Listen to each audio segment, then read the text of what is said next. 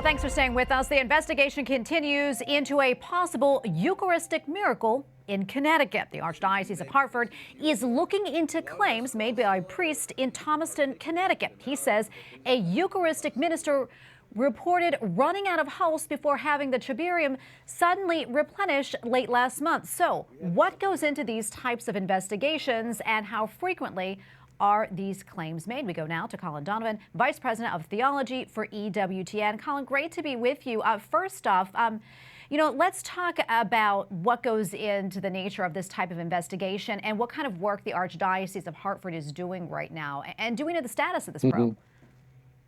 No, and we're not likely until it's completed.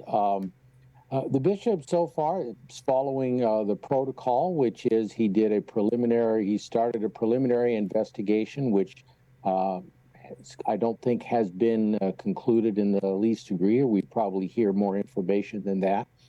And he's trying to look at the positive and the negative facts of the case. Those things which favor arriving at a conclusion of moral certainty, at least regarding it being a miracle, and those things which argue against it.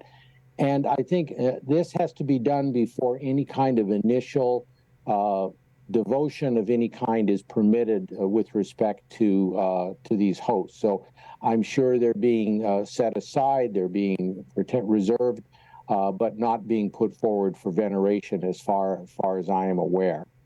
How often are there reports of miracles, in particular Eucharistic miracles? I mean, is this unusual? Well, I think it can be unusual, but how often it's reported is a different matter. I can tell you a story from my time in the Navy. I was a lay Eucharistic minister on a small ship. We didn't have the possibility of a chaplain. So we had the Blessed Sacrament reserved in the safe before we went to sea. And over the course of time, drawing upon it for those situations where we couldn't have a chaplain come aboard, but we could hold a communion service. And so I was surprised that there seemed to be no loss of the quality and the character of the host over the course of many months. And when I mentioned it to the chaplain at Pearl Harbor when we got back there, he smiled and he said, "I commonly hear that."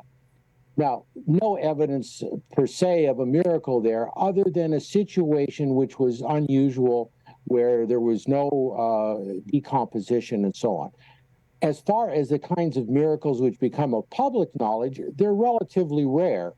I think the most notable one in recent times was 20 years ago in Buenos Aires, one which received has received a lot of attention in recent years because the Pope was the Archbishop of Buenos Aires at the time.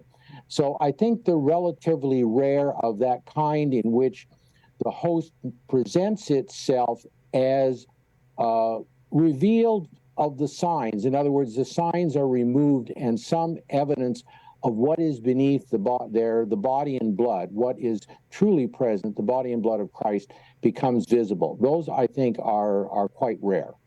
Colin, I'm curious, how would you compare the process of investigating this, a Eucharistic miracle, to that of other miracles, say a cause for sainthood? How does it differ? Well, there are basically different elements in it, but they're all pretty much the same. They're established by the congregation now known as the Dicastery for the Doctrine of the Faith. They were issued in the 70s. They're pretty much standard in all kinds of these presumed supernatural facts, as they would be called. And that is, there's a study of the event. If there's a subject, so for example, an individual who makes a claim, there might be something given to that. Obviously, in a sainthood cause, that's looked at carefully, and what the changes that took place in the individual, in alleged miracle, and so on. That would be one element of it. There would be the content, if there is a private revelation or some doctrinal assertion connected with it. Now, in this particular case, the doctrinal assertion is that a miracle took place which substantiated the Catholic teaching on what the nature of the Eucharist is. So any findings would have to find that what what took place here is consistent with the doctrine of the church. So that would be one element. With regard to the subject, the gentleman involved would only, I think, would be a factor insofar as some, evidence that this was not in any way fraudulent and that it was a true fact. That be part of the investigation. And finally, if it's a miracle or an apparition or mysticism, they're looking for the fruits as well. What good has come of this? What spiritual good? Increased prayer and devotion to the Blessed Sacrament. This would be something that would be looked for in this particular case. So those things, the event itself, the facts related to the case, the subject where that's an applicable factor, the content where the doctrinal aspect of it is significant, and then, of course, the fruits, that would probably be one they'd be looking for in all cases. And so the bishop will make a preliminary judgment based on these general principles. First of all, to get any devotion that is developing with respect to this properly ordered, so that no false devotion develops if it is pointing towards a false event, but that any devotion which has developed spontaneously is properly guided.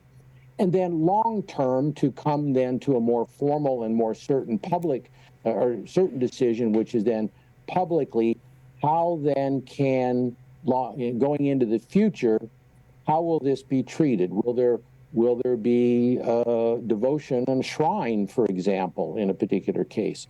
It would be a long-term possibility for something like this.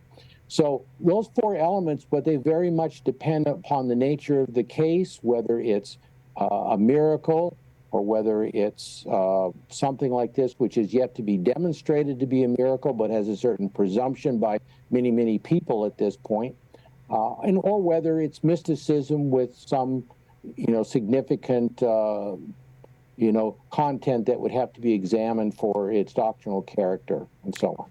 And it seems like it may be some time before we will know.